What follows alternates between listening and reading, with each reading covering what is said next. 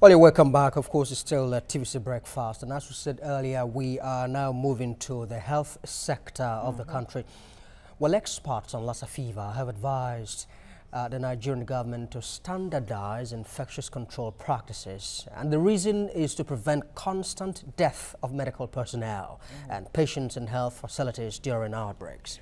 The infectious disease experts disclosed this at a health forum in Abuja by the Nigerian Center for Disease Control, that's the CDC, on preventing the recurring death of patients and health personnel across the country. TVC News senior correspondent Somna Sambo reports.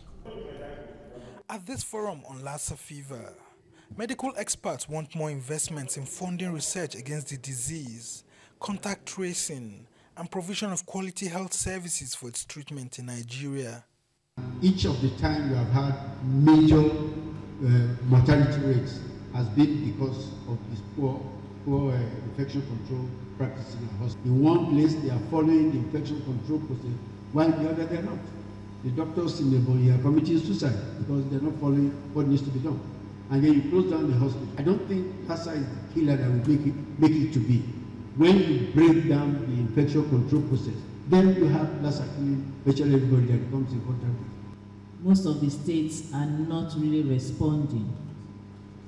In those states that we have the contact tracing going on, we have partners supporting those states, especially WHO, supporting the contact tracing.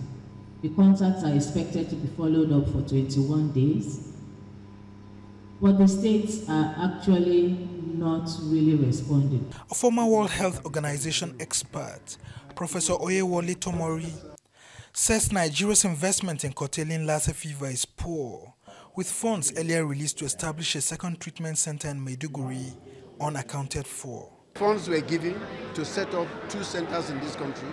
Nobody is talking about the one in Maiduguri because nothing happened about it. And I think that's why we're suffering what we're suffering today. Because if there had been another center in Maiduguri, for example, we have 2 places to send samples to. You don't have to take somebody from Nasarawa up to Europe.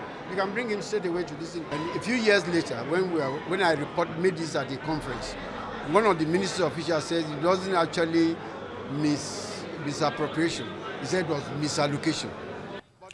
Professor Tomori also says that the country needs to work on improved funding for vaccine-preventable diseases rather than waiting for international donors always. The story of Lassa is the story of Nigeria, our lack of commitment and not owning our own problem. A lot of these people who are coming, how much are they giving us? Gavi gave us $700-something million over 10 years, about $80 million a year. What is that compared to what we waste in this country? And then we become beggars to everybody. We should be giving funds to people in the world with our resources. Lassa fevers continue to break out in various parts of Nigeria, with many deaths recorded, including some medical personnel. Somna Sambo, TVC News, Abuja. Let's now bring in a medical doctor, Tuyi Mebawondu, to help us put all of this into perspective. Thank you, or if you like, bird's eye view. Absolutely. Thank you very much indeed for coming. Thank you, Ike. Right, and not too long ago, a response unit was set up, or committee was set up in Abuja to coordinate responses to issues of outbreak, you know, and all of that. Do you think that have you been impressed with the activities of this committee set up by the government? Again, before judging the quality of the work done by the committee, right now we're witnessing one of the worst, actually the worst outbreak of Lassa fever. In 2012, we had 640-something people infected and just about 70 deaths. But right now, since January, we've had more than 1,000 people infected, 1,200, and still counting. And we have more than 100 deaths, 110 deaths, I mean, specifically, you know. We are the Lassa fever is in 18 states now. The worst hit states, Anambra, Ondo, Edo. As well as at the latest count, about 20 states out of 36. Yeah, and Eboyi. These are the worst hit states. And then the big question is this: why are we still having persistent Lassa fever, or infectious disease keep going up in this country? Are we seeing a case of a smoldering epidemic that just jumped up? It's just basically there, just jumps up. Are we seeing a case of a resistant or a new strain of the Lassa virus itself, and then causing more infection and death?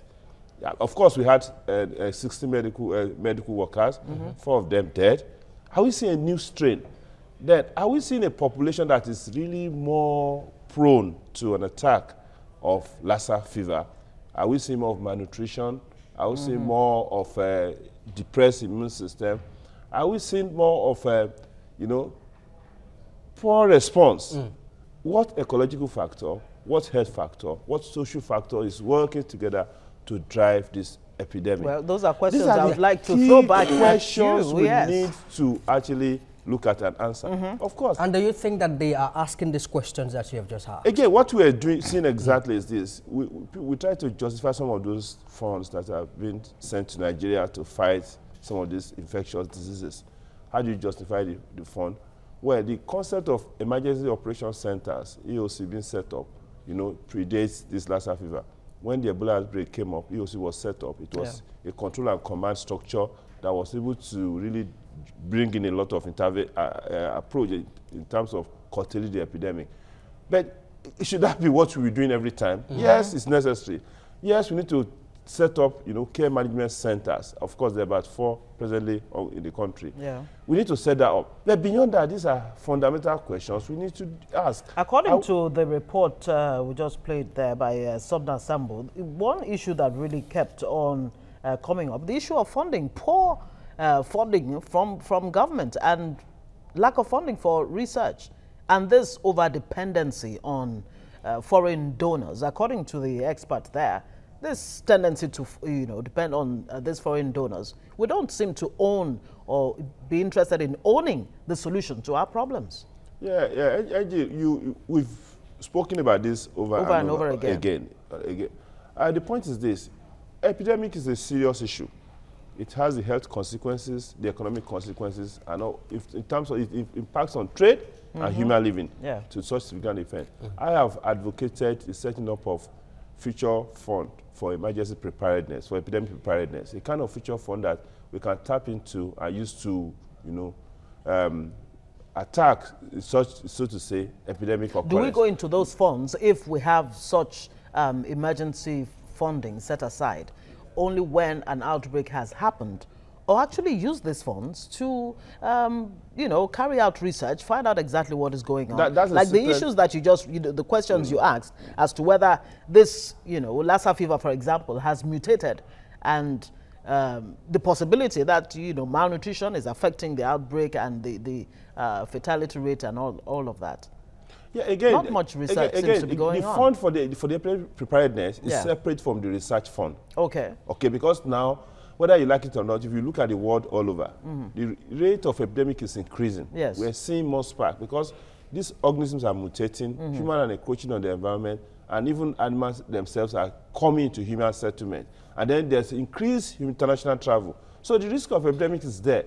But what we need to do, honestly, in a country, if we really to address is be able to set up a fund for that. Now, the other aspect is that we are not pushing the campaign against this epidemic to the grassroots as much as possible. Where it matters We the most. need to go down to the grassroots.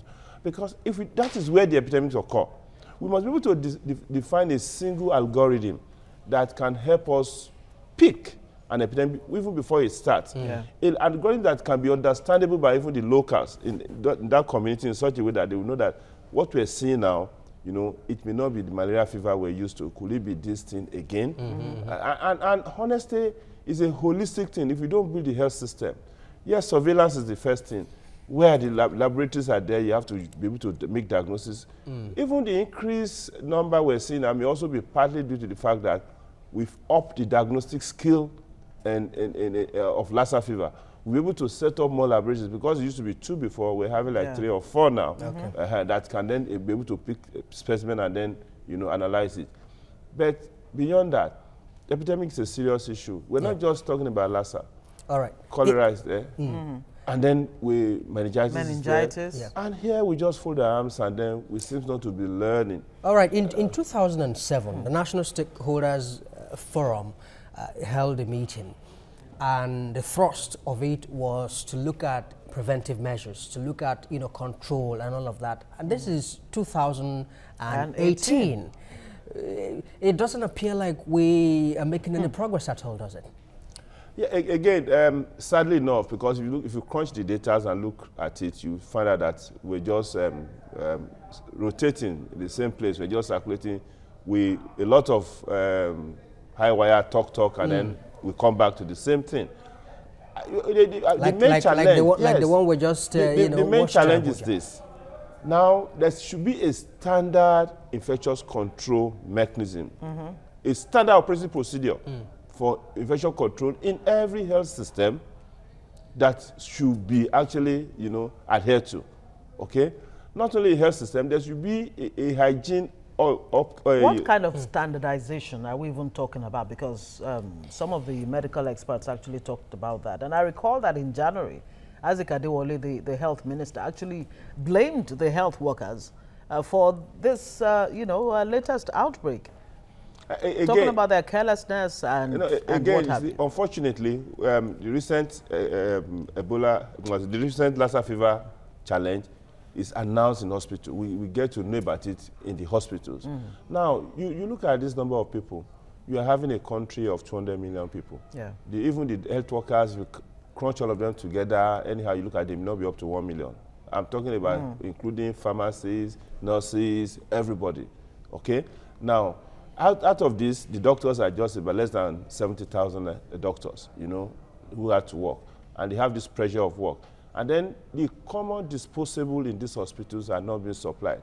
You can see what things they call like misapplication. You had misapplication of fund. That misapplication not just happened at the level of ministry, it happened really down to the small centers and small hospitals where your government presence is. And then these are the things that happen. You need this, it's not available. You need that, it's not available. So what now happened? Do you now pass the cost of providing those protective equipment to the patient? Which is what happens in most cases. So again, honestly, the first thing is to be assured that those protective gears are there. The common glove, face mask, something to wash your hand, a gown that you need to wear when you are doing barrier care and barrier nursing. These are core issues that you need. So because if you don't make provisions and you just end up blaming people, how do you now should these standards be continuous, or is it when an outbreak happens? Sorry, dear. It's a continuous thing. It should be a continuous thing. It's a minimum requirement in any center. Minimum requirement in any center. So, but when those things are not being provided, what do you see? So, and again, this for us, getting gloves, putting on face masks are not an expensive thing. If you factor in what you are preventing in that regard. How to handle body tissues and fluid are not difficult things. These are taught basically to everybody. What the cleaner needs to do in a hospital environment is not a difficult thing. These are taught. So for me, I expect that the various supervising agents in the hospital should be able to go right ahead, even at the level of the state, to be able to go right ahead and deal with it. All right, Doctor. In the report that we listened to earlier, they talked about using nomenclature now, different nomenclatures, mismanagement or misapplication, and all of that. So it tells you that funds are made available, but unfortunately, they're being diverted. Yeah, diverted, mismanaged, and all. So there is a sense in which we can say that there needs to be accountability, transparency in the way that funds are managed in the health sector. Like in every part of the nation where we have funds managed, we keep talking about that. But it's more poignant and very important in the health sector that we should be, because even the money is not enough to do all this work.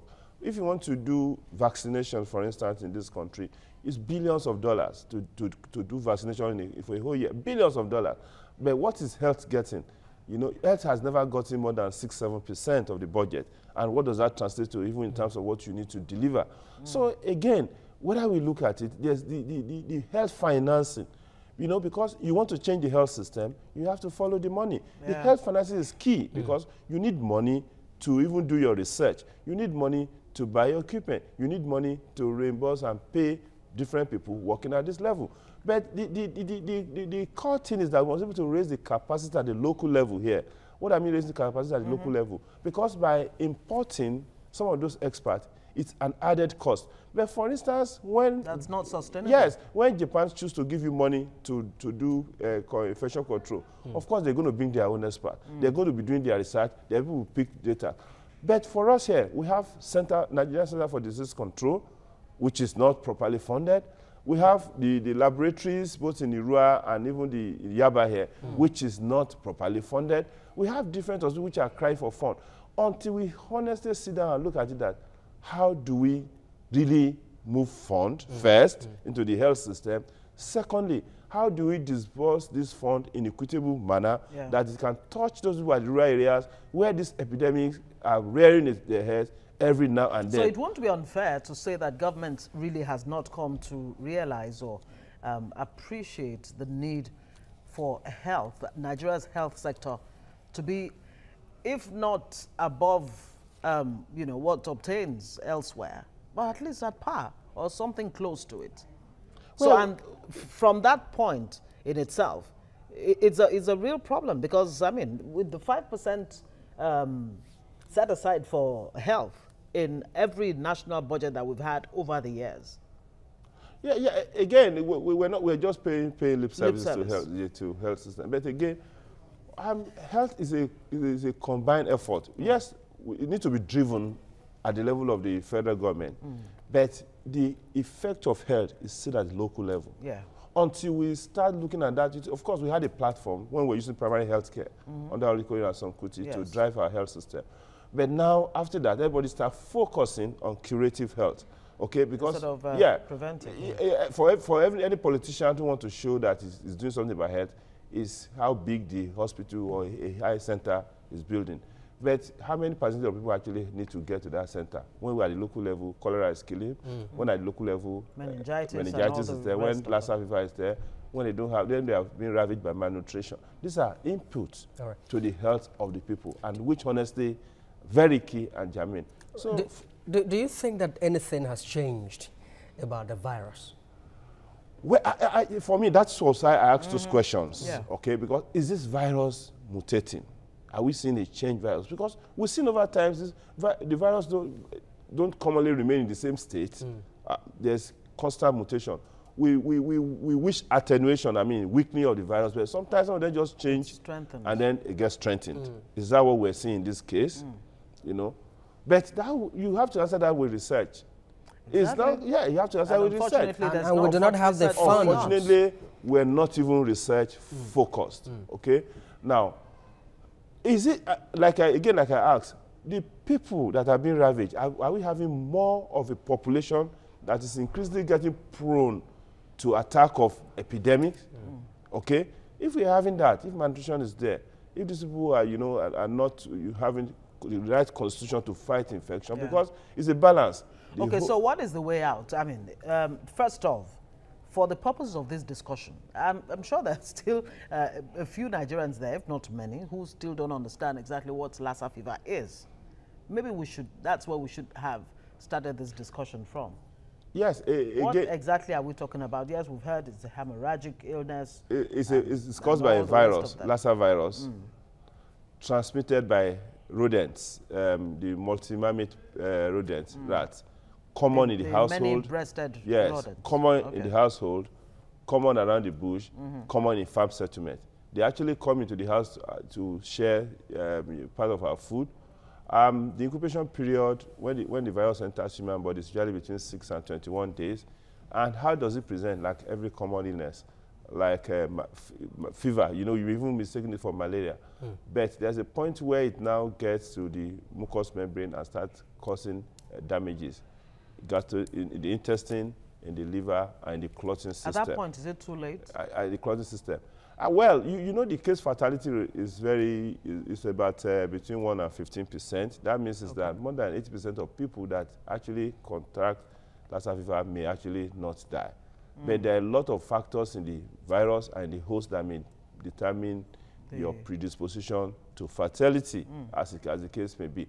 So now, the best thing any doctor can do, any health system can do, is to manage you conservatively. Of course, the Bavarin, a drug has been available to use, but let us be mindful that there's no vaccine. I heard the other time, I was reading one of the newspapers where they said that somebody said, whether the health minister said that the vaccine will be ready very soon.